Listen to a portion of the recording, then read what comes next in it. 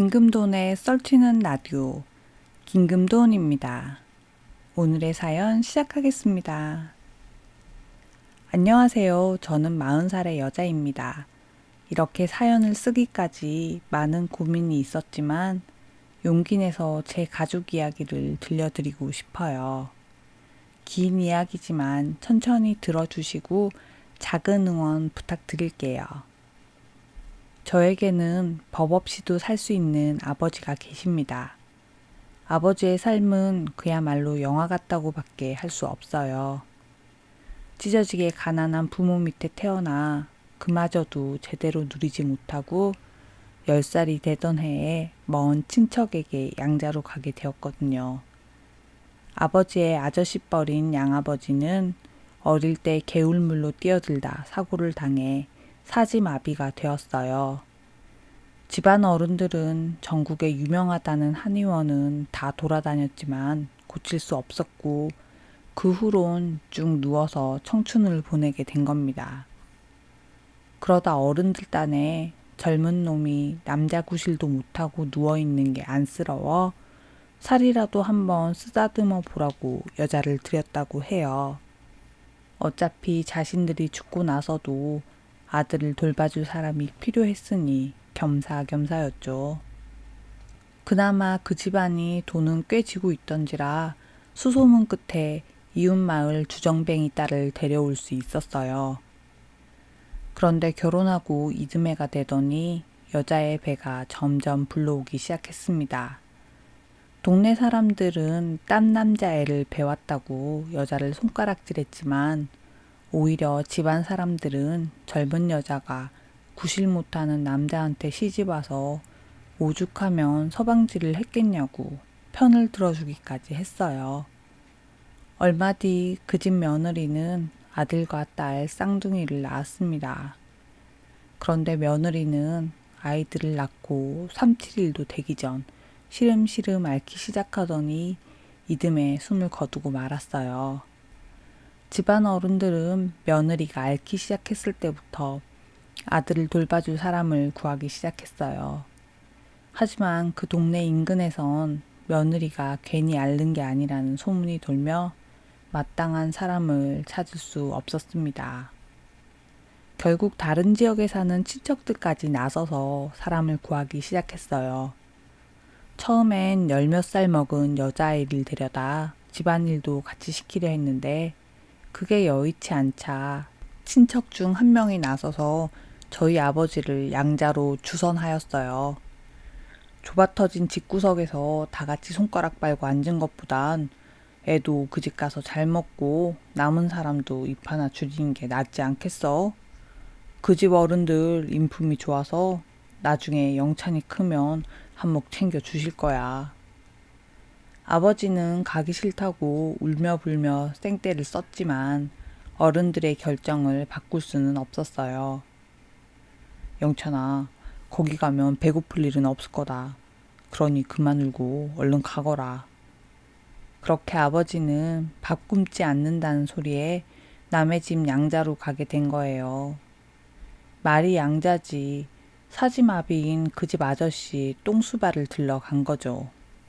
그리고 한 달이 안 돼서 똥수발은 물론이고 집안의 고된 일은 전부 아버지의 일이 되었습니다. 그나마 견딜 수 있었던 건 양아버지가 아버지를 예뻐해 주셨기 때문이었죠. 내가 네 덕에 배불리 먹을 수 있어서 참 좋구나. 양아버지는 매번 이렇게 말하며 아버지에게 자신이 먹을 걸 나눠주곤 하셨어요. 그동안 양아버지는 많이 먹으면 많이 싼다는 이유로 세모이만큼만 몇 끼니 먹을 수 있었대요. 그러다 아버지가 그 집으로 들어가 똥수발을 들게 되면서 내키는 만큼 먹을 수 있게 된 거죠. 음식 앞에 정난다고 배불리 먹을 수 있게 된 양아버지는 저희 아버지를 예뻐하신 거였어요. 하지만 꼼짝없이 누워만 있는 사람이다 보니 다른 가족들로부터 아버지를 지켜주지 못하셨어요. 집안 사람들은 물론이고 그 집안 밥상에 숟가락 한 번이라도 올려본 사람은 모두 아버지를 지집 종부리듯이 하였습니다. 봄이면 모내기에 불려다니고 가을엔 추수, 겨울엔 또 겨울 나름으로 시킬 일을 만들어 오라가라 했었죠.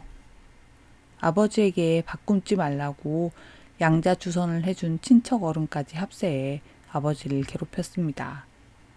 하지만 모진 세월도 흐르기 마련이고 아버지는 어느새 그 집에서 7년의 세월을 보내 17이 되었어요.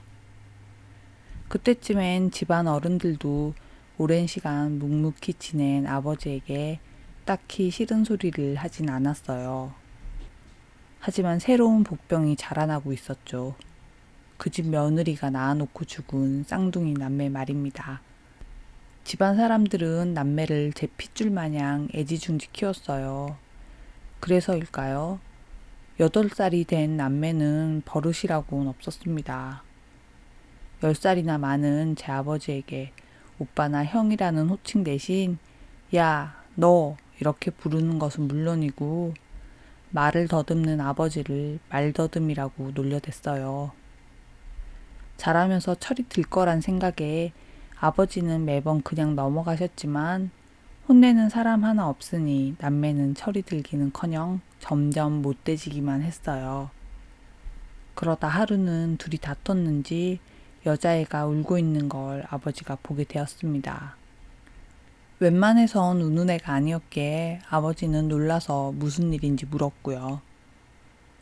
그런데 여자애는 겁에 질린 듯 대답은 않고 헛구역질을 하다가 남자의 소리가 들리니 그대로 대문을 열고 뛰어나가 버렸습니다.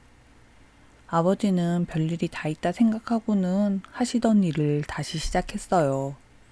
그런데 잠시 후 집안에서 사내아이가 아버지를 불렀습니다. 야, 말더듬이 너 이리 와봐. 지금 일 중이니까 좀 이따 갈게. 지금 말대꾸 하는 거냐? 제대로 말도 못하는 게 어디서 말대꾸야? 어린 사내놈이 평소보다 더 눈에 불을 켜고 말을 하자 아버지는 심상치 않은 기운을 느끼고 집 안으로 들어갔습니다. 현관문을 열자 온 거실에 똥냄새가 진동을 하는데 웬만큼 비위 좋은 아버지도 헛구역질을 할 정도였습니다. 놀란 아버지가 거실 창을 열고 있는데 남자애가 아버지를 방으로 불렀어요. 그리고는 침대를 가리키며 말했어요. 네가 볼 땐 어때? 현옥이 그건 뭐가 싫은지 울고불고 난리치더니 도망갔어. 호로 자식이 꼼짝없이 누워있는 자기 아버지 몸에 온통 똥칠을 하고 제 아버지를 부른 거였죠. 양아버지는 수치심 때문인지 아무 말 없이 울기만 하고 그 아들놈은 실실 웃으며 제 아버지의 대답을 기다리고 있었어요. 너 지금 뭐 하는 짓이야? 아버지가 놀래서 혼을 내자 그놈은 표정까지 흉내내며 말더듬는 아버지를 따라했습니다. 몇 번을 말해도 말은 들어먹지 않고 남자애는 아버지 앞에서 약을 올리고 있었어요. 순간 아버지는 앞뒤 잴 것 없이 화가 나서 아이의 뺨을 때렸습니다. 그런데 이놈이 아버지에게 한 대 맞고 나니 약이 올랐나 봐요. 한참 씩씩거리며 째려보다 갑자기 빽빽 울기 시작한 거죠. 애 우는 소리에 집안 어른들이 싹 모여든 건 말할 것도 없습니다. 그런데 믿기지 않는 일이 일어나고 말았어요. 응당 벌을 받아야 할 아이를 감싸주는 거였죠. 그 집 할머니와 할아버지는 온몸에 똥칠을 하고 훌쩍이고 있는 자신의 아들은 내버려 두고 금수만도 못한 손자 녀석을 달래기 시작했습니다. 거지 같은 걸 먹여주고 입혀줬더니 귀한 내 손주한테 무슨 짓을 한 거냐? 그렇게 말하며 저희 아버지에게 매질을 시작했습니다. 밤이 될 때까지 매질은 멈추지 않았고 아버지는 여태 겪은 적 없을 만큼 모진 매질로 결국 며칠을 끙끙 앓게 되었어요. 그 후 그 집 손자놈은 더욱 기세등등해져 온갖 나쁜 짓을 저지르고 다닌 건 말할 것도 없어요. 아버지는 25살에 어머니와 결혼을 하며 그 집을 나왔습니다. 아버지가 집을 나올 쯤엔 집안 어른들은 무기력한 노인네가 되었고 16살 손자가 그 집을 쥐락펴락하게 되었어요. 쌍둥이 남매 중 여자아이는 그 일로 철이 들어 아버지가 집을 나올 때 유일하게 양아버지를 믿고 맡길 수 있는 사람이 되었어요. 현호가, 아버지, 부탁한다. 걱정 말고 오빠는 장가 가서 잘 살아요. 이건 얼마 안 되는 돈이지만 오빠 살림 준비하는데 보태고요.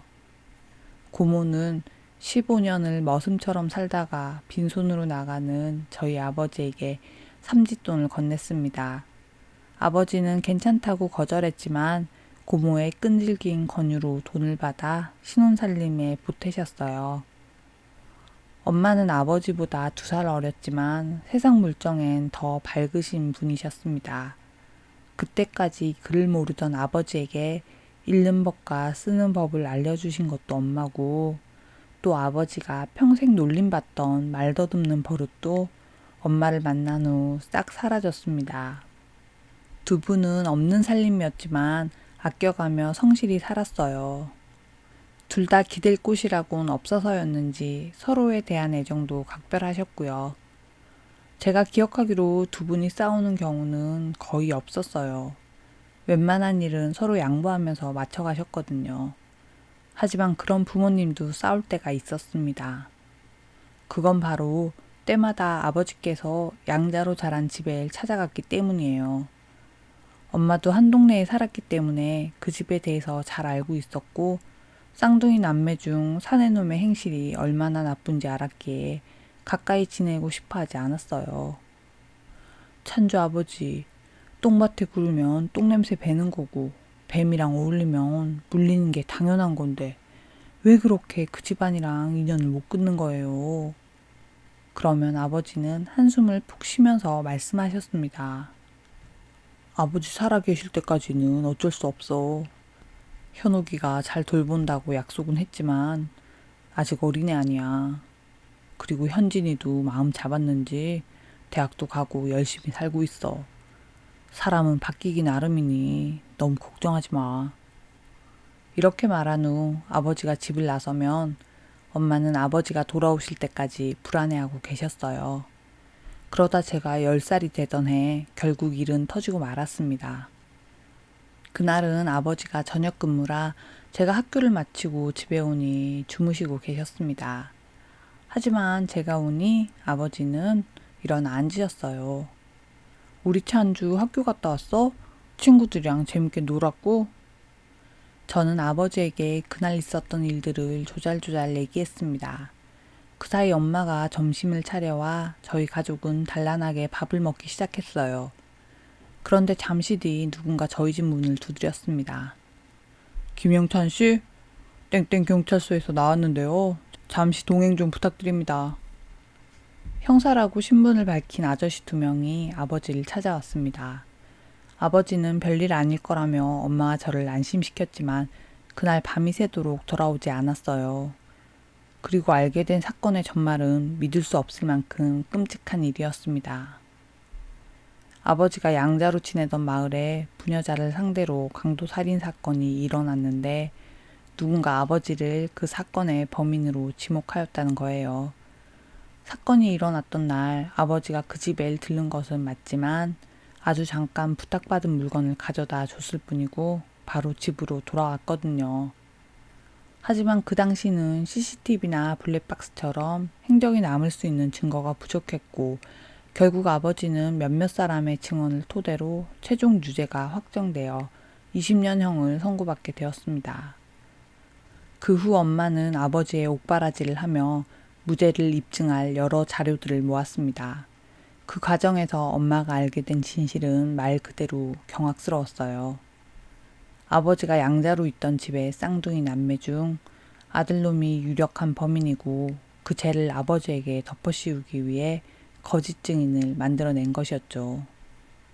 엄마는 아버지의 양아버지와 현옥이 고모에게 도움을 청하려 둘을 만나려 했어요. 하지만 어쩐 일인지 둘 다 이미 그 집을 떠나 찾을 수 없는 상태였습니다. 고모는 느닷없이 유학길에 올랐고 양아버지는 지방 어느 요양원으로 보내졌다는데 그곳이 어딘지는 아무도 알려주지 않았어요. 엄마는 아버지가 수감되고 매일같이 진실을 밝히기 위해 애를 쓰셨어요. 하지만 시간은 엄마의 편이 아니었어요. 결국 8년째 되던 해에 병으로 세상을 떠나게 되셨습니다. 엄마는 마지막 눈을 감는 순간까지 아버지의 억울함을 풀어주지 못한 것을 원통해 하셨어요. 저는 엄마에게 무슨 일이 있어도 아버지의 누명을 풀어주겠다고 약속했습니다. 저는 18에 엄마의 장례를 혼자서 치르게 되었습니다. 그 후 아버지께 엄마의 소식을 전하게 됐고 철장을 사이에 두고 아버지와 저는 하염없이 눈물을 흘렸어요.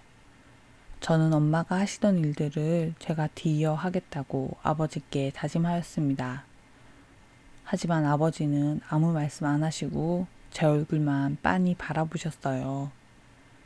아버지의 표정에서 무언가 달라진 게 느껴졌지만 그때는 알지 못했어요. 그 다음 주가 되어 아버지 면회를 갔을 때 저는 아버지의 뜻을 비로소 알게 되었습니다. 아버지가 제 면회를 거절하였거든요. 그날 하루 종일 대기실에서 아버지의 마음이 바뀌길 기다렸지만 끝끝내 만나주시지 않았어요. 그로부터 얼마 후 아버지로부터 편지 한 통을 받게 되었습니다. 아버지의 사랑이 느껴지는 편지에는 가족 모두가 억울한 누명으로 인생을 허비하지 말자는 내용이 적혀 있었습니다. 서러운 눈물이 흘렀지만 저 또한 아버지의 뜻을 알기에 어렵게 받아들였어요. 그 후 저는 아버지가 출소하실 때까지 손에 꼽을 정도로만 면회를 갔어요. 다행히 아버지도 1년에 한두 번 정도의 면회는 허락해 주셨기에 힘든 일이 있거나 기쁜 일이 있을 때는 아버지를 찾아가 마음을 풀고 왔습니다. 나머지 시간엔 죽을 각오로 공부를 하며 미래를 준비했어요. 그게 아버지가 바라신 일이었고 또한 우리 두 부녀의 미래가 달린 일이었으니까요. 물론 힘이 닿는 대로 아버지의 억울함을 풀어주기 위해 노력도 했지만 제 능력이 부족했는지 법원은 번번이 받아주지 않았습니다. 결국 아버지는 20년 옥살이를 모두 끝낸 후에 출소할 수 있었어요. 아버지가 출소할 때쯤엔 저는 제 분야에서 당당히 자리를 잡고 살아가고 있었어요. 하지만 더는 아버지의 누명을 벗기기 위한 노력을 하지 않았습니다. 귀찮아서가 아니고 긴 시간 고통받은 아버지가 지난 세월은 전부 잊고 남은 삶을 편안히 지낼 수 있게 하고 싶은 마음이었거든요. 하지만 아버지는 저와 뜻이 달랐어요. 내 인생을 위해서 억울한 누명을 풀고 싶은 게 아니란다. 이 애비야 어떻게든 살 수 있지. 하지만 너마저 범죄자 딸로 낙인 찍혀 평생을 살아가게 둘 수는 없단 말이다. 출소 후 혼자서 동네 슈퍼에 나가는 것도 힘들어 하시던 아버지는 제 인생을 위해 본인의 무죄를 입증하기 위한 노력을 하셨습니다. 그 모습에 저 또한 넋놓고 있을 수만은 없었기에 아버지와 함께 무죄 입증을 위한 긴 여정에 올랐어요. 길고 힘든 시간이었지만 다행히 좋은 분들을 만나 도움을 받을 수 있었습니다. 그중 가장 먼저 도움의 손길을 내밀어 준 사람은 지역신문사의 한 기자였어요. 제 또래의 기자는 처음엔 반신반의하며 사건을 취재하기 시작했습니다. 핑계 없는 무덤은 없다고 생각해서죠. 하지만 사건을 파헤칠수록 누명을 썼다는 증거가 나오기 시작했고 아버지가 재심을 받을 수 있도록 도움을 주었어요. 그리고 그 사이 외국으로 유학을 갔던 현옥이 고모가 한국으로 들어와 아버지와 저를 찾아왔습니다. 현진이가 몹쓸 짓을 해 가족들이 오빠에게 죄를 뒤집어 씌운 걸 알았을 때 제가 나서려 했지만 집안 어른들이 손을 써 급하게 유학길에 오르게 됐어요. 그땐 어려서 혼자의 힘으로 다시 나올 수도 없었고 또 가족들이 전부 나서서 저를 막으니 어쩔 도리가 없었네요. 너무 늦어져서 미안해요. 지금이라도 이렇게 와줘서 고맙구나, 현우가. 그 후 고모는 아버지의 무죄를 입증할 결정적인 증언과 함께 30년의 세월을 아무도 몰래 간직했던 범행 당시 범인이 입었던 옷을 증거로 제출하였어요. 결국 사건이 일어나고 오랜 시간이 지난 작년이 되어서야 아버지는 최종 무죄 확정을 받을 수 있었습니다. 그 후에 아버지와 저에겐 정말이지 행복할 일만 남은 것 같았어요. 아버지는 작은 건물에 경비 일을 하시며 친구도 사귀고 가까운 곳으로 여행도 다니며 당연히 누렸어야 할 평범한 인상을 누리게 되었습니다. 그리고 무엇보다 저에게 사랑하는 사람이 생겨 결혼을 약속한 일을 기뻐하셨어요. 무죄 확정이 되던 날도 흘리지 않던 눈물을 아버지는 흘리시며 제 결혼을 축복해 주셨습니다. 그 어려운 시간에도 좋은 일이 생기다니 도무지 믿기지 않는구나.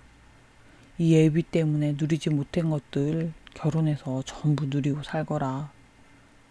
특히나 아버지가 더욱 기뻐하셨던 이유는 저와 결혼을 앞둔 사람이 처음 아버지에게 도움의 손길을 내밀었던 그 기자라는 사실 때문이었어요. 그 사람과 저는 아버지로 인해 몇 년의 세월을 연락하며 지내다 서로 마음을 주고받는 사이가 되었고 자연스럽게 결혼까지 진행하게 된 거였죠. 오랜 시간을 알고 지냈기에 연인이 되고 오래지 않아 결혼을 결정하였습니다. 그런데 처음 그 남자의 부모님께 인사를 가던 날 저는 뜻하지 않은 공경에 처했어요. 그 사람의 부모님은 사회복지 관련된 사업을 하시는 분들이었어요.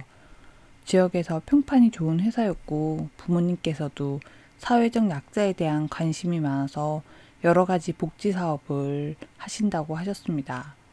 저는 연인이 되기 전부터 그 사람의 가정 환경을 알고 있었기에 결혼을 준비하는 과정에서도 큰 부담감이 없었어요. 아버지가 잘못한 것 하나 없이 20년의 세월을 범죄자로 낙인 찍혀 살았지만 사실 전혀 모르는 사람에게 무죄라는 걸 납득시킨다는 건 부담스러운 일이었거든요. 그런 의미에서 그 사람의 부모님은 복지 관련된 일을 쭉 하셨기 때문에 쉽게 받아들이고 이해해 줄 거라 믿었어요. 하지만 제가 너무 천진했던 것 같습니다. 부모님을 뵈러 가는 길, 그 사람이 저에게 부탁을 하더군요. 아버님 관련된 이야기는 부모님께 안 했으면 해요. 어차피 무죄로 판결까지 났는데 굳이 20년을 감옥에 있었다는 이야기를 할 필요 없잖아요. 저는 아버지의 무죄를 누구보다 믿어주고 도와줬던 사람이라 더욱 섭섭한 마음이 들었어요. 잘못이 있어서 감옥에 간 것도 아닌데 일부러 감추자고 한 이유를 모르겠어요. 오히려 그렇게 감추려 든 게 마치 아빠에게 죄가 있다고 인정하는 것 같아서 내키지 않아요. 제 말에 그 사람은 절대 그런 게 아니라며 마음을 풀라고 사과했어요. 절대 그런 거 아니에요. 제가 생각이 짧아서 찬주 씨랑 아버님이 상처받을 걸 미처 살피지 못했어요. 미안해요. 저 또한 그 사람이 나쁜 의도로 말한 게 아니었는데 발끈해서 화를 낸 것이 미안해 사과했습니다. 그렇게 저희는 그 남자의 부모님을 만나러 가게 되었어요. 처음 만난 자리는 무척 화기애애했습니다. 그 사람의 부모님은 저를 무척 마음에 들어 하셨어요. 우리 석진이한테 얘기 많이 들었어요. 피부가 참 고운 게 평생 고생이라고는 안 하고 살게 생겼네. 어차피 결혼할 거면 둘 다 어린 나이도 아닌데 하루라도 빨리 하는 게 좋을 것 같은데 아가씨 부모님 생각은 어때요? 어머님이랑 내가 따로 연락을 해서 좀 볼 수 있을까요? 어머니는 돌아가셔서 안 계세요. 저희 아버지는 어머님, 아버님이랑 생각이 같으셔서 최대한 빨리 제가 가정을 이루고 살았으면 하는 바람이 있으세요. 예비 시부모님들은 제가 엄마 없이 자랐다는 얘기에 마음 아파하셨습니다.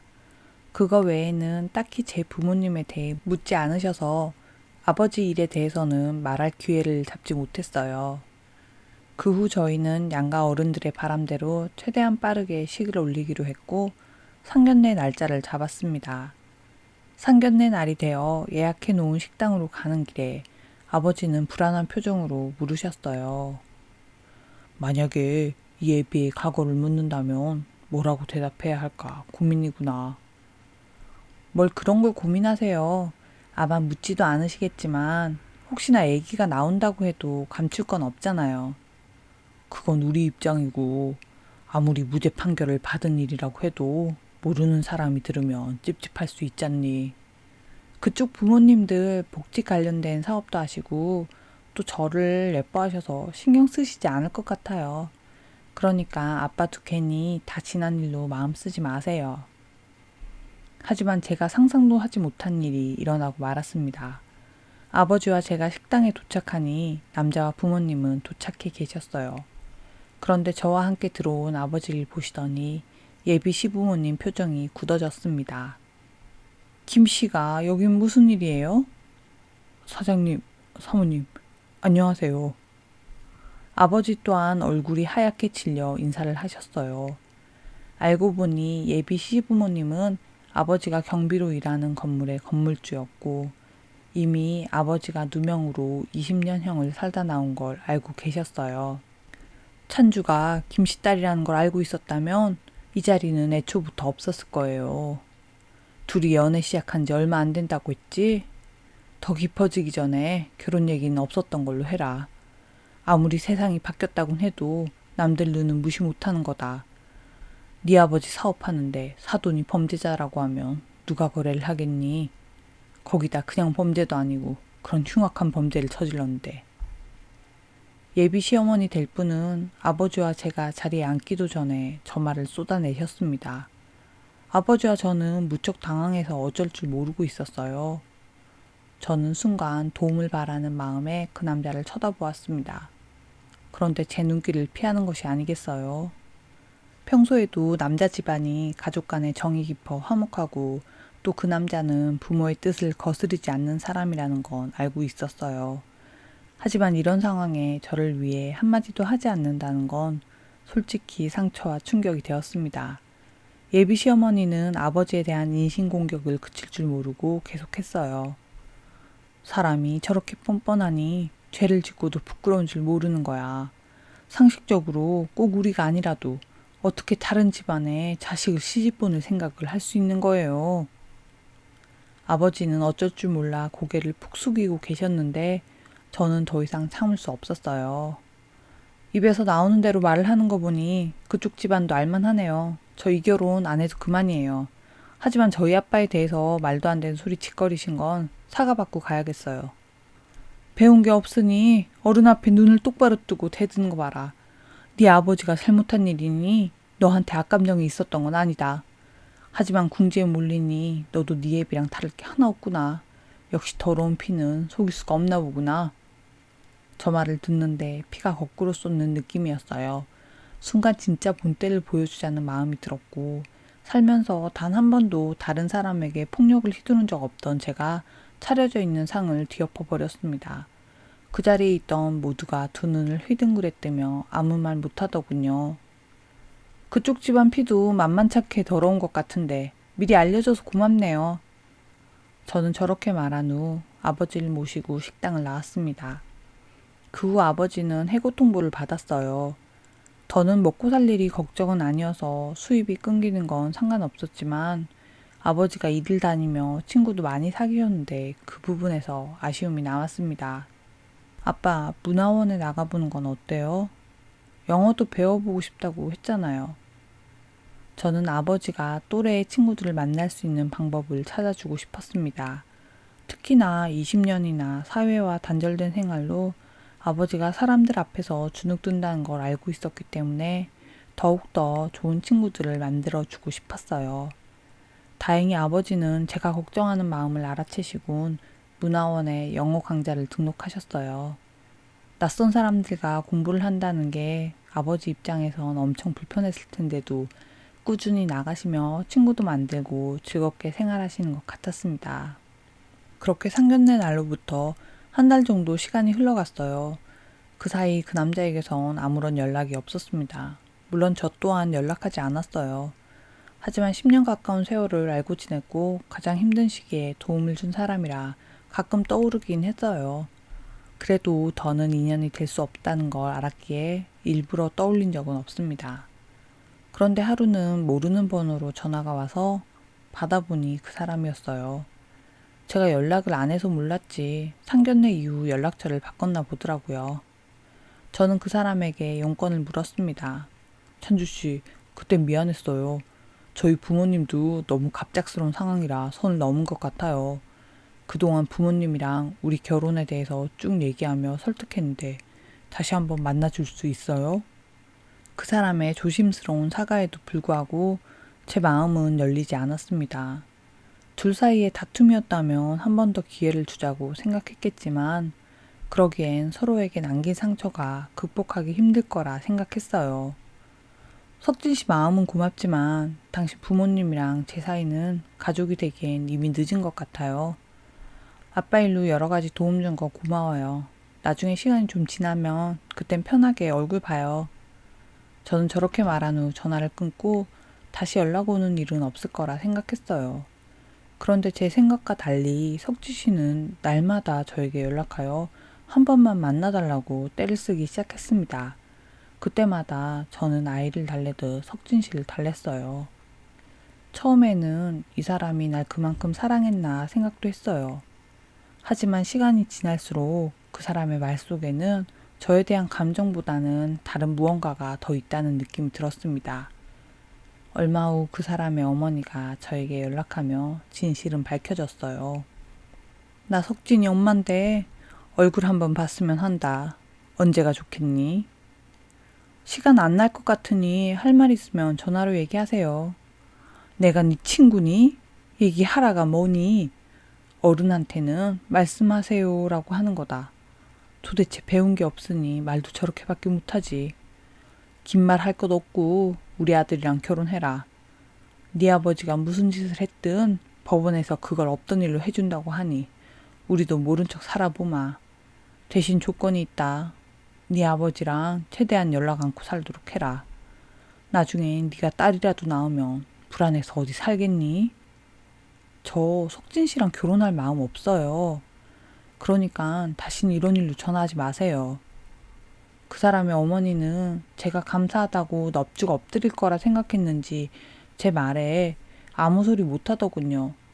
하지만 그것도 잠시고 갑자기 좋은 말로 저를 달래기 시작하셨습니다. 얘 찬주야, 너도 나이가 있으니 잘 알겠지만 서로 마음 맞는 사람 만난다는 게 쉬운 일은 아니란다. 또 네가 물불가릴 처지는 아니지 않겠어?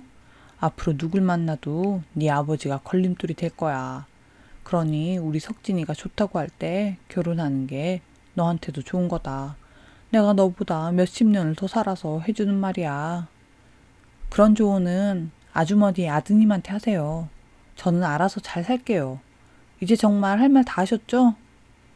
제가 전화를 끊으려 하니 다급하게 저를 불러 진짜 속마음을 말씀하셨습니다. 네 마음이 그렇게 확고하다면 나도 더 이상 결혼하라고 할 마음은 없다. 하지만 그동안 우리 석진이가 너랑 네 아버지를 얼마나 도왔니? 거기에 대한 보상은 해줘야겠다.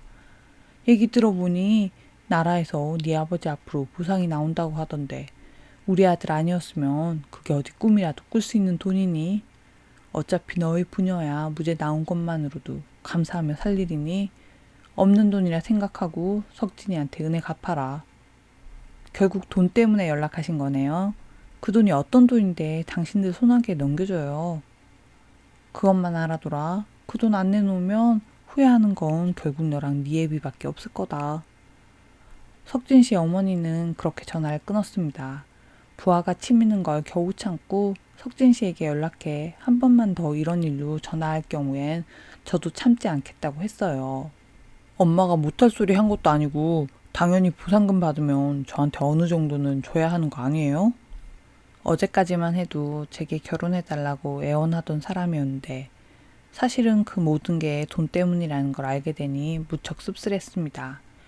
그리고 그동안 보여줬던 선의에 대해서도 의심이 갔어요. 저는 그 사람에게 다시는 연락하지 말란 말을 하고 전화를 끊었어요. 그 후 몇 번이나 오는 전화를 받지 않았더니 가만두지 않겠다는 문자를 보냈더군요. 그리고 얼마 뒤 저는 그 가족들의 비열함을 다시 한번 느끼게 되었습니다. 제가 다니는 회사에 아버지가 흉악범이라는 소문을 퍼뜨린 거였죠. 그래서인지 평소에 가깝게 지내던 사람들이 저를 피하는 게 느껴졌고 고민 끝에 저는 회사에 휴직계를 냈습니다. 물론 잘못된 사실을 바로잡고 예전처럼 지낼 수도 있었지만 계속되는 시련에 마음의 문이 닫혀버렸기에 사람과 만나는 것조차 원치 않게 되었어요. 그나마 다행인 건 그쪽 집에서 아버지가 다니는 문화원에는 헛소문을 퍼뜨리지 않았는지 아버지께선 별 탈 없이 사람들과 어울릴 수 있다는 거였죠. 그렇게 저는 일주일가량 집에서만 시간을 보냈습니다. 사실 그때 제 머릿속엔 왜 우리 가족에게만 이런 불운이 뒤따르는지 하늘이 원망스럽고 모든 걸 포기하고 싶은 마음뿐이었어요. 아마 10살에 아버지가 누명을 쓴 후로 쭉 가슴 속에 담아온 억울한 마음이 한 번에 터져나온 게 아닌가 싶어요. 아버지는 제 이런 심정을 눈치채셨는지 한동안은 이래라 저래라 말씀이 없으셨어요. 그러다 하루는 낮에 외출하고 돌아오셔서 제 방 문을 열고 들어오시더군요. 그리고는 제가 누워있는 이불 속에 묵직한 뭉텅이 하나를 집어넣으시고 말씀하셨습니다. 애비 때문에 네가 고생한 세월이 너무 미안하구나. 아직 보상금이 나온 건 아니지만 그걸 담보로 대출해 주겠다는 곳이 있어서 돈은 마련했다. 석진이네 가족에게 주고 모든 걸 깨끗이 정리하도록 하자. 잃어버린 네 인생을 이제라도 살아야지. 아버지가 하시는 말씀을 듣고 있는데 이렇게 못난 딸이라는 게 죄송해졌습니다. 다음 날이 되어 저는 잘못된 것들을 바로잡기로 마음먹었어요. 우선 석진 씨와 그 부모님께 만나자는 연락을 했습니다. 그 집 사람들은 제가 이제라도 돈을 갖다 바칠 거라 착각해서는 잘 생각했다며 바로 약속을 잡아줬어요. 저는 일부러 제가 잘 아는 가게에서 만나자고 했습니다. 그중 CCTV 화면이 정확하게 비치는 곳에 자리를 잡고 또 핸드폰은 녹음 기능을 켜놓고 기다렸습니다. 잠시 후 그 가족들이 줄줄이 들어오더군요. 저는 약속 장소로 오기 전 준비한 서류를 먼저 보여줬어요. 이게 뭐예요? 우리 아버지 해고하신 거 부당해고라는 거 알고 계시죠? 오늘 노동청에 그 부분 신고하고 왔어요. 복지 관련 사업하면서 국가 보조 많이 받고 있다고 알고 있는데 부당해고로 신고되면 그 부분에서 페널티 있다는 건 잘 알고 계시죠? 제 말에 석진 씨 아버지는 얼굴이 새파래져 화를 내셨습니다. 저는 길게 말을 썩고 싶지도 않아서 중간에 말을 끊고 제 할 말을 쭉 이어갔어요. 그리고 제가 다니는 회사에 말도 안 되는 유언비어 퍼뜨리셨던데 그 부분에 대해서도 명예훼손으로 고소 진행할 거예요. 그 정도는 각오하고 하신 거죠? 제 말에 석진 씨 어머니는 결국 폭발하고 말았습니다. 앞에 놓인 유리잔을 저에게 던지는 걸로 부족해서 폭언을 쏟아내기 시작했어요.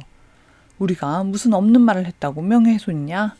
네 애비가 범죄자라는 게 어디 우리 책임이니?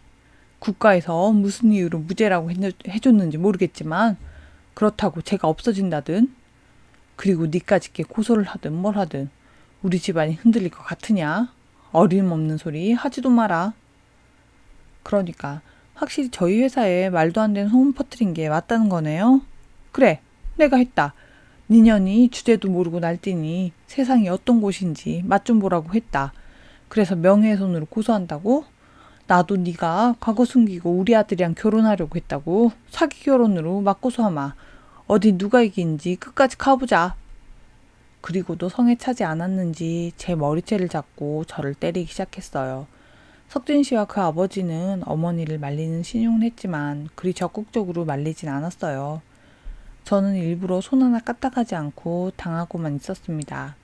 결국 주변에서 경찰을 불러 저희는 다 같이 경찰서로 가게 되었죠. 석진 씨 어머니는 경찰서에 가서도 아버지와 저에 대한 모욕을 그치지 않았어요. 전현이 아주 흉악한 범죄자 딸이오.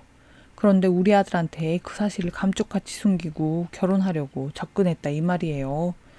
온 세상 사람들한테 내가 너랑 네 애비가 한 짓이 뭔지 알려줄 테니 단단히 각오해라. 계속해서 난동을 부리자 경찰이 조용히 하라고 주의를 줬고 그제야 입을 다물더군요.